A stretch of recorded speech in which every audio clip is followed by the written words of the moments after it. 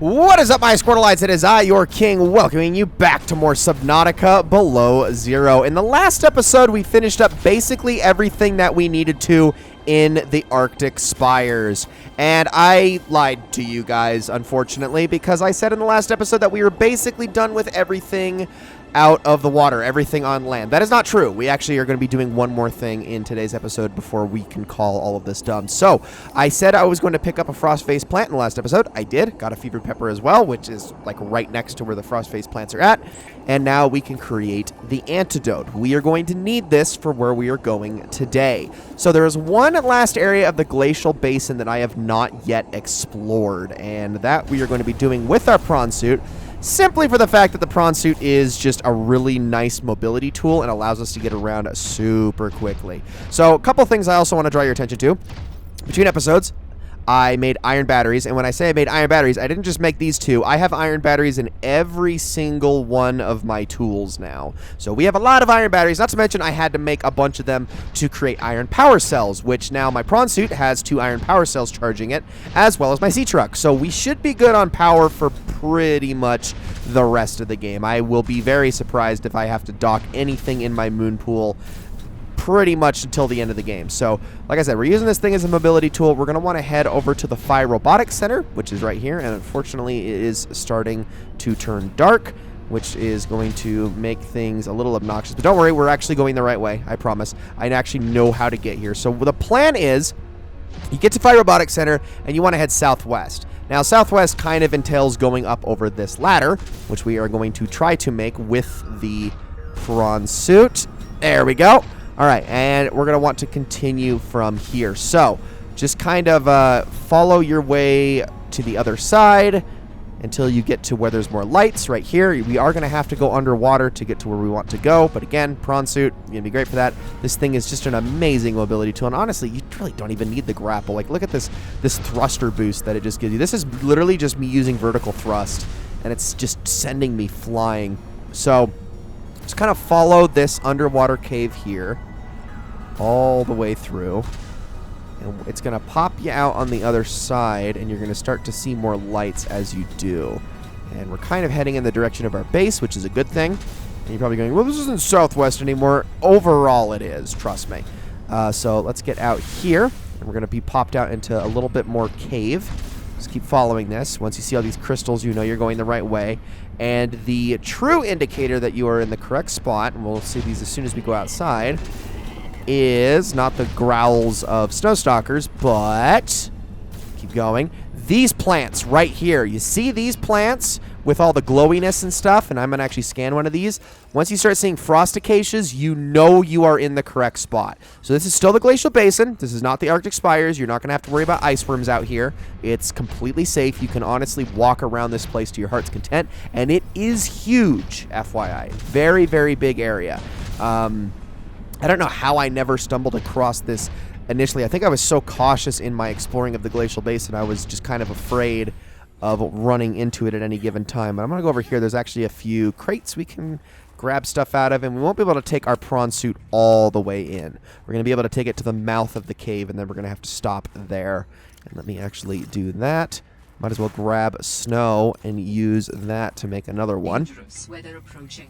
Seek shelter. Not too worried about the weather because we're about to head on inside anyway. So keep following these lights, and once you have made it in here, you are good to go. So prawn suit can't go beyond that point where that stalactite is sitting. Can't go beyond that.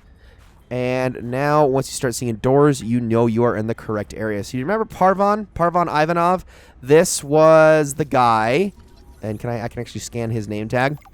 This was the hentai lover. If you remember that joke from several episodes ago. Yeah, he was one of...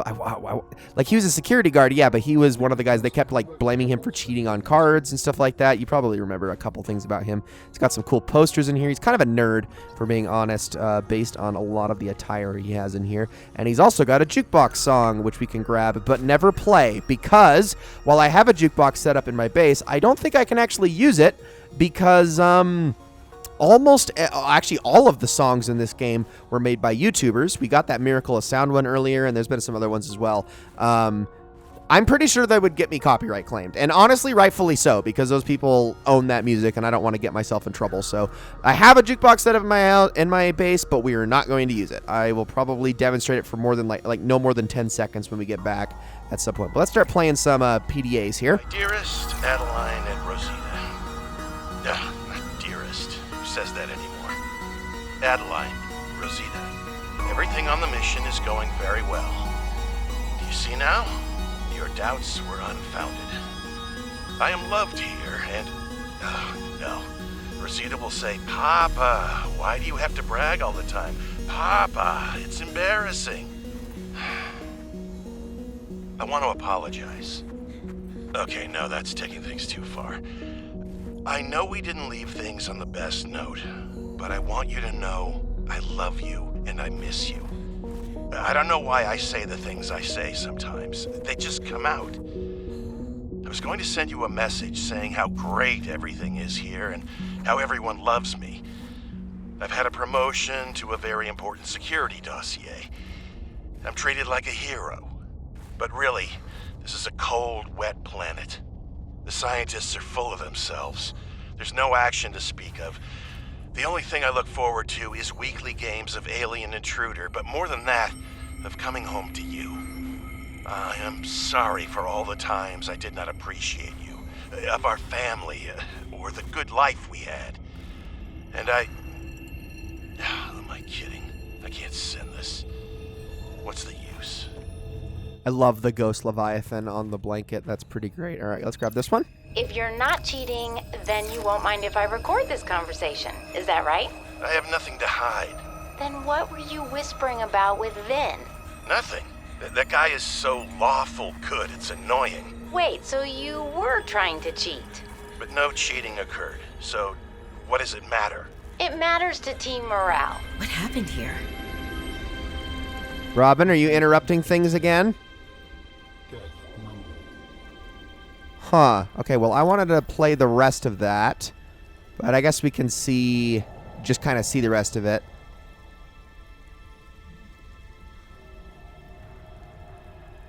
So yeah, basically Parvan cheated. Okay, well, you can read the rest of that if you want to. We're going to head on inside, and we're going to actually take a look around in here.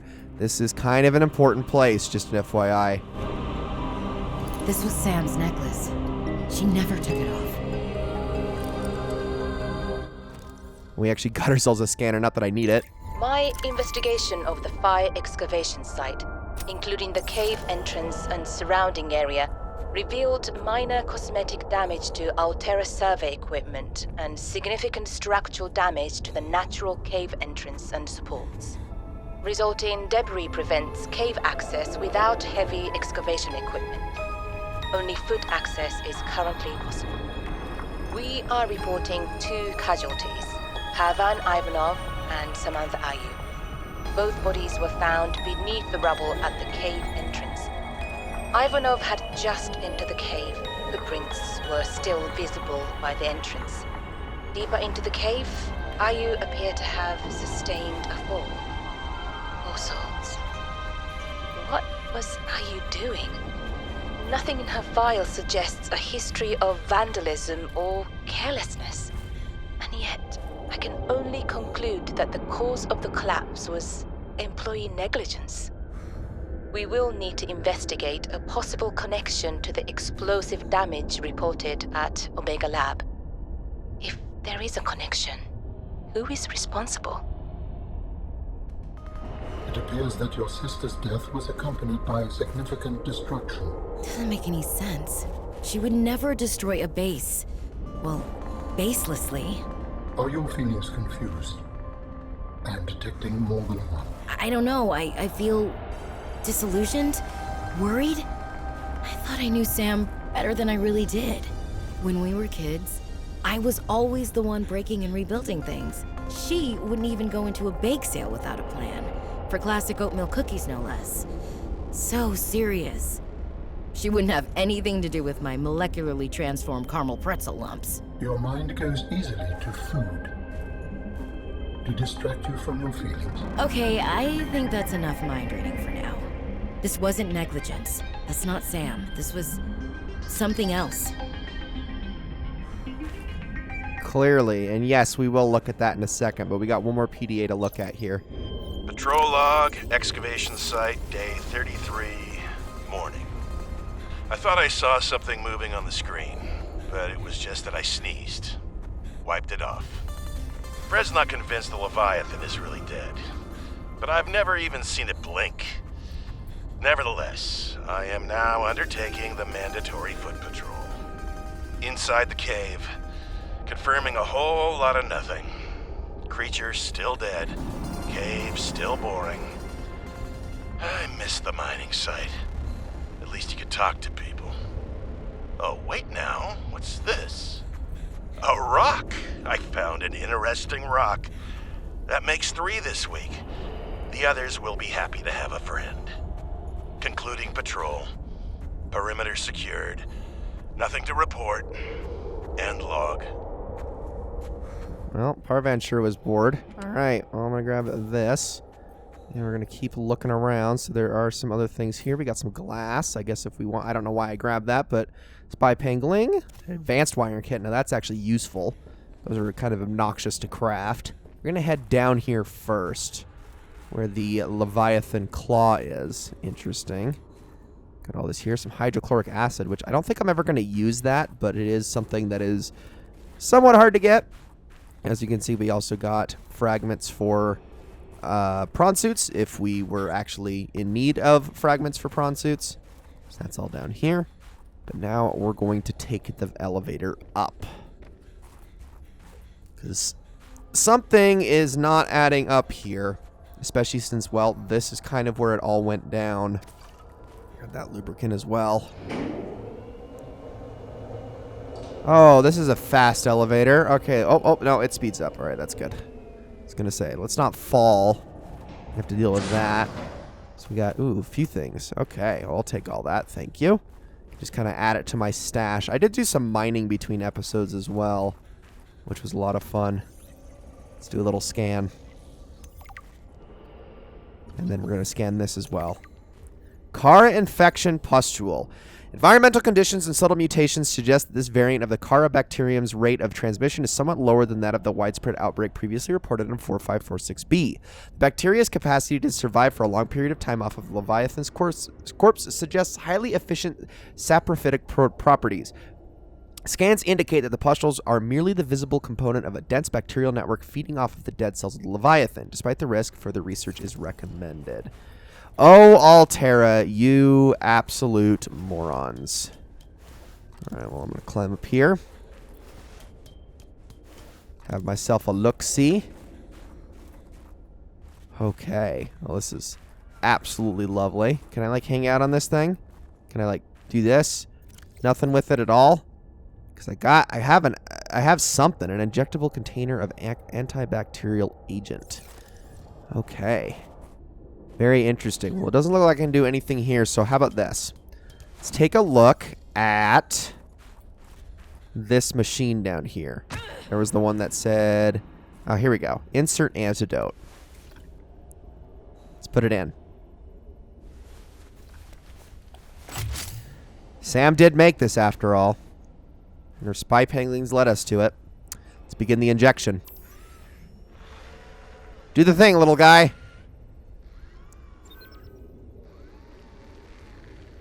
Oh, that's gross. I mean, not like we're really curing anything that's, like, alive, but we did it. I believe the antibacterial agent was effective. Without it, the bacteria could have spread. Now it cannot. Your sister's memory will live in you through this gesture. It feels good. Doing this one last thing for Sam. I feel like I got some closure. My people do not experience endings as you do. Do humans feel joy in realizing that you've reached the end of something? Sometimes. Closure is a sense of resolution.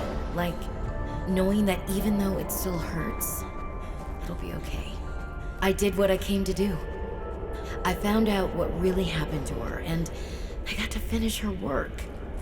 I learned a little bit more about the person I've looked up to for, well, my whole life. I wish I told her that more. Sam always wanted to make a difference. She wanted the bacteria contained to keep everyone safe. I'm grateful to give her that. I just wish I could have said goodbye. Okay, let's discuss this story for a second. Discuss the structure, because that's it. That's it. That right there is the entirety of the mystery of Sam's demise and what Robin came to the planet for. That's all of it. Let's discuss story structure for a second. So here's the thing. Technically, I did things out of order. But I didn't do it out of order by accident. I did it on purpose because that was legitimately the order that I actually went through this game on my own playthrough. Like, 100%. So let's talk about the structure of this as we head back to our sea truck, and also we can have a little bit of a look around out here and just kind of see if there's any interesting goodies and knickknacks for us to grab. This is my issue with the way that this game presents its story. So clearly, we are supposed to fulfill Sam's wishes, or we don't have to, but the idea is that we are supposed to fulfill Sam's wishes by creating the antidote. Here's the problem. We learn everything we need to know about the antidote before we ever get to the frozen Leviathan itself. And the problem is that learning what's going on with the frozen Leviathan goes hand in hand with learning about how Sam died.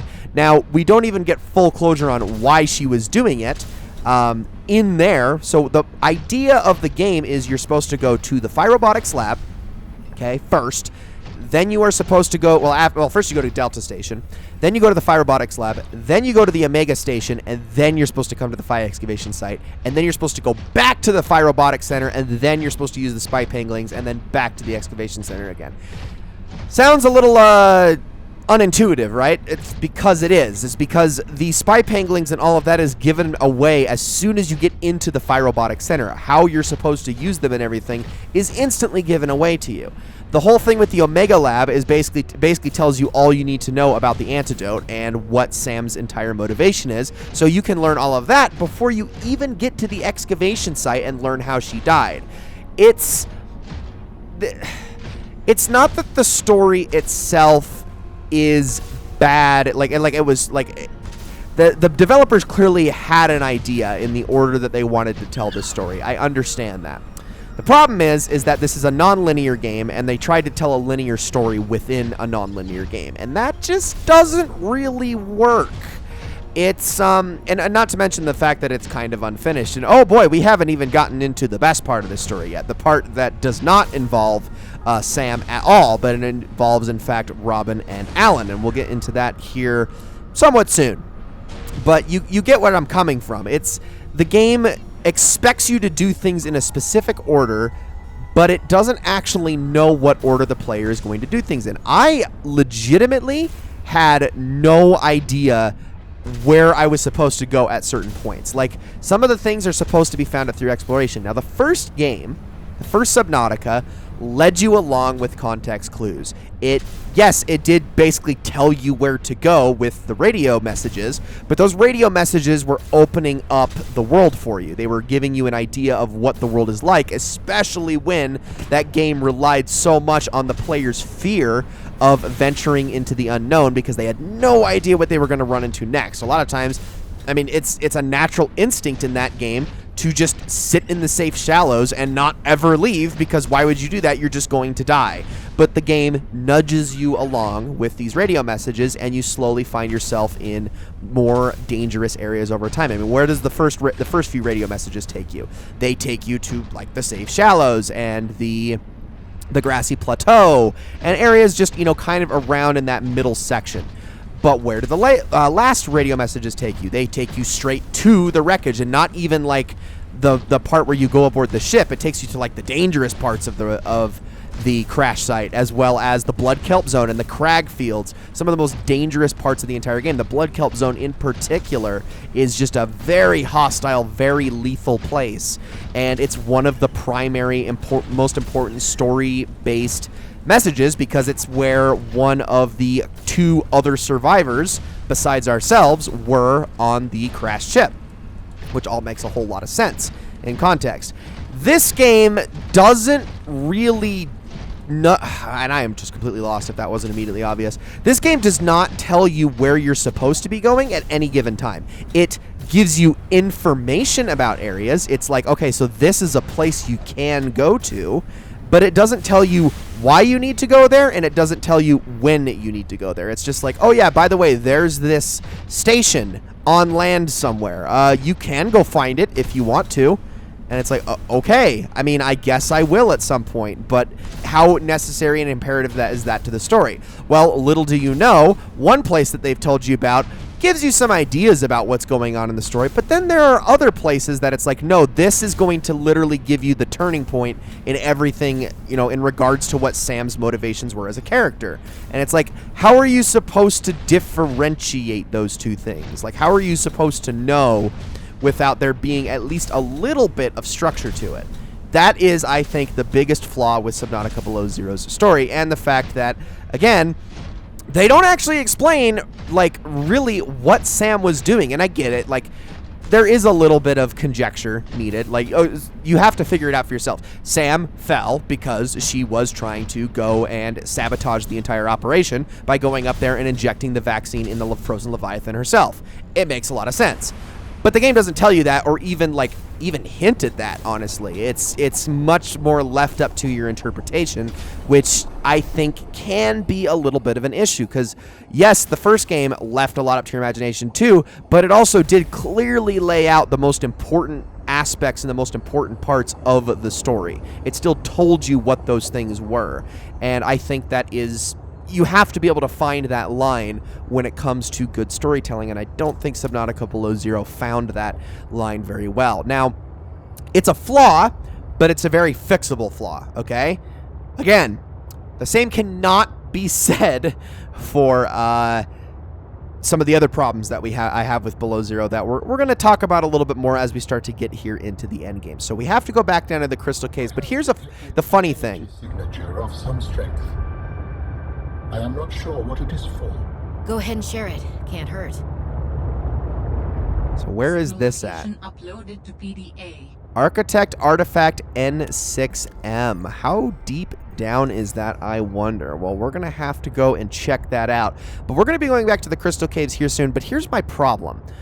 We haven't even actually explored every single biome in this game. Like, even including the Crystal Caves. We have not been to every biome in this game. There is a biome, a huge biome at that we haven't even seen yet, because we've had no reason to go there. Now, there is technically a reason to go there, and I'll talk about it in the next episode when we actually go that way. But just an FYI, this is going to get into some other issues that Subnautica Below Zero has in terms of structure. So, guys, I think that's enough for this one. Thank you all so very much for watching. I hope you all enjoyed this episode very, very much, and I will see you all in the next one.